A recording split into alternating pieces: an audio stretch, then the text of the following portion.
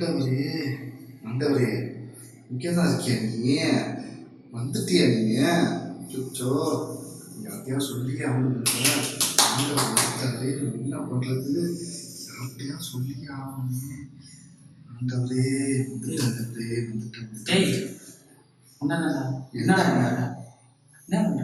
ஆண்டவர் வந்துட்டாருங்க.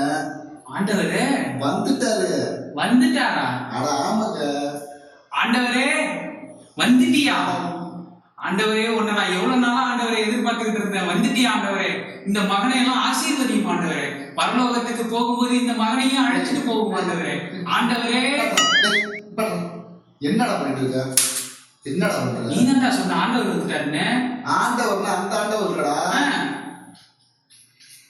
பாரு இந்த ஆண்டவர் வந்திருக்காரு. நான் அந்த ஆண்டவர் நினைச்சேன்.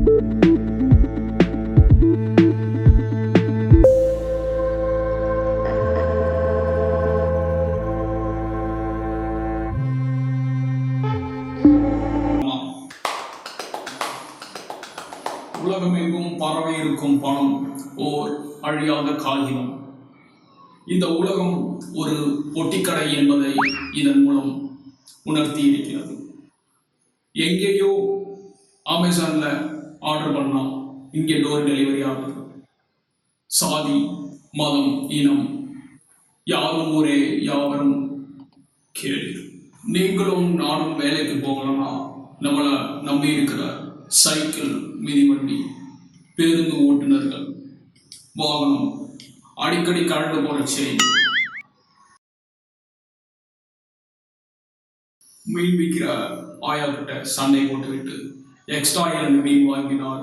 அதை கழுவும் போது பூனை தூக்கி போகும் சிரமம் நமக்கு தெரியும். என்ன பேசிட்டு இருக்க?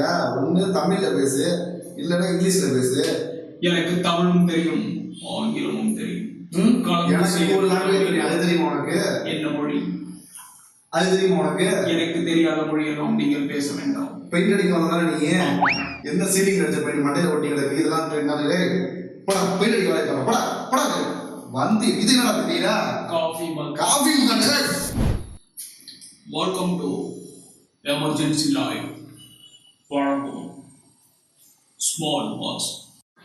இந்த நிகழ்ச்சி ஒரு புதுமையான, மாறுபட்ட, யாரும் கண்ணீராத வித்தியாசமான ஒரு நிகழ்ச்சி. இது என்ன நிகழ்ச்சி? இதை விட நான் பல நிகழ்ச்சிகள் பண்ணியிருக்கிறேன். கரகம் ஆடுவேன், ரெக்கார்ட் டான்ஸும் ஆடுவேன். இதையெல்லாம் நான் ஏன் சொல்கிறேன் என்றால் எனக்கு எல்லாம் தெரியும். ஏனென்றால் நான் உலக நாயகன், இல்லை என்றால் உள்ளூர் நாயகனாகவே இருப்பேன். இப்பொழுது நாம் போட்டியாளர்கள் யார் என்று அறிவிக்கும் நேரம் வந்துவிட்டது.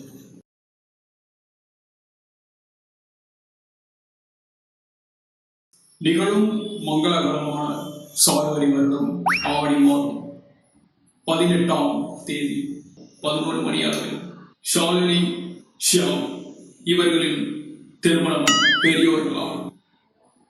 திருமண அழைப்பினர் யாராக இருக்கிறது? போட்டியாளர்களை பார்த்து விடலாமா? எங்க பாருங்க, கரெக்டா இருக்கும். கேமராவை ஆன் செய்வோமா? Cameraman light light